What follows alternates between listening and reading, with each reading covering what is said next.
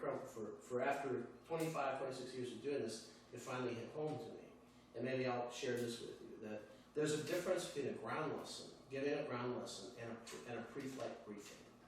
And this didn't occur to me, and we have this big disconnect on flight tests and other things because we're asking you to deliver a lesson plan, not necessarily a pre-flight briefing. Because then, for example, if I have you do one on steep turns or 8s on pylons or whatever it may be, what you do is you take out a lesson plan that's fully crafted, right, that has the objective, motivation, all the elements, and then a maneuver's guide, and it might take you on a flight test 30 or more minutes, maybe 40 minutes, I don't know, to do this whole thing. Because what you're doing is you're explaining it to me as a ground lesson and as a pre-flight briefing, and you're embellishing it so that me giving you the evaluation says, okay, now I'm convinced that you know this too. And I find that to be disconnected from the way we do things in real flight. So the first thing we would do is a real lesson. That'd be like an aerodynamics lesson so people can understand what a steep turn is, right? That'd be a ground lesson. And then maybe we do a ground lesson on that steep turn. And then before we go fly, this is like now we switch gears and put ourselves in this 141 environment. So the 141 environment kind of goes like this, is that there is no ground given by you as an instructor. It's given by the academics department. So the student already has all the ground stuff. So you're expected to deliver the pre-flight briefing and how you're going to do everything on this flight in about 15 minutes. And that's different. You can't give a full-on lesson plan like you give on a practical test. You have to give a pre-flight briefing.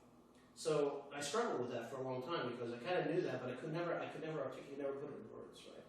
Until Eric mentioned it. And so now what I did was I took all of our lesson plans, just for fun, and you might do a similar thing. And I took all the maneuvers stuff, the how-to for the 172 out of the lesson plan. It's now a separate thing. And that's an academics lesson. And then the next thing is a pre-flight briefing, which is basically the outline of a whiteboard with what we're going to do and some artwork on the side. That's the thing we're going to deliver just before the lesson. Yeah. And then the third thing, which has never been done in this country, is we have a what to say book now, which means we're going to tell you what to say for every single flight maneuver. So in England, it's called a pattern manual. And so you have to use it. So you have a syllabus, and you have a pattern manual. The pattern manual says exactly, precisely what to say. When you say air exercise 6, that's straight level flight. If you did it, you did it, you did it, you did it, it'd be the same worldwide. Yeah. Where can you get that from? Is that on your website? Yeah, yeah. So we just released that. So, but what we do is now we're going to put it together as one book.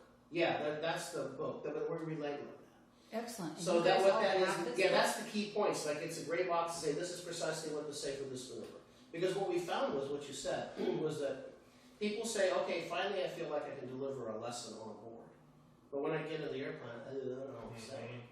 Right? And so now what we're going to do is I want to call the whole book, which is going to be lesson plans, pre-flight briefing, and what to say is teach, brief,